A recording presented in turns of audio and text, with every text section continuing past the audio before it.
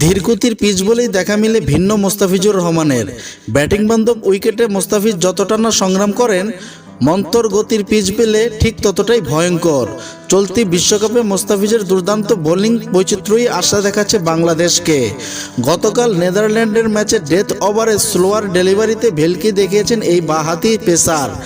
বল হাতে কম যায়নি তরুণ রিশাদ হোসেনও। 15তম ওভারে তার জোড়া আঘাতেই খেলায় ফিরে বাংলাদেশ। পাকিস্তানের টিভি টকশোতে মোস্তাফিজ ও রিশাদের বন্দনায় মেতেছে দেশটির সাবেক অধিনায়ক শোয়েব মালিক। সঙ্গে ছিলেন আরেক সাবেক অধিনায়ক মিসবাউল হকও। বাংলাদেশের ছুড়ে দেওয়া 160 রানের জবাবে একসময় তাল মিলিয়ে জবাব দিচ্ছিল নেদারল্যান্ডও। শেষ 5 ওভারে জয়ের জন্য তাদের প্রয়োজন দাঁড়ায় 49 রান।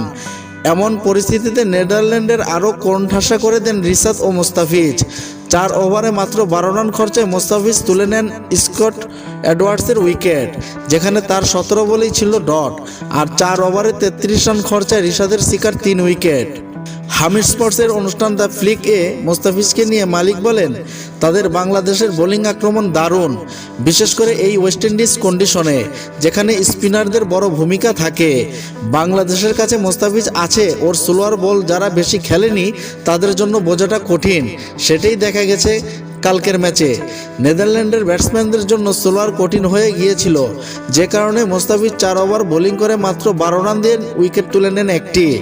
অন্যদিকে মিসবাউল হকের মতে ওয়েস্ট ইন্ডিজের ধীরগতির উইকেটের সামনের ম্যাচগুলোতেও আরও দুর্দান্ত করবে মোস্তাফিজ ও রিশাদ। মিসবাউল হকের ভাষায় মোস্তাফিজ দারুণ বোলিং করেছেন। বাংলাদেশের উইকেটের মতো উইকেট ওর স্লোয়ার ব্যাটসম্যান বুঝতেই পারেনি। রিশাদও দুর্দান্ত বোলিং করেছে।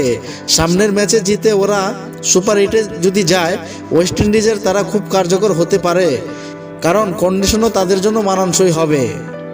S A Arman, Anas cricket BD.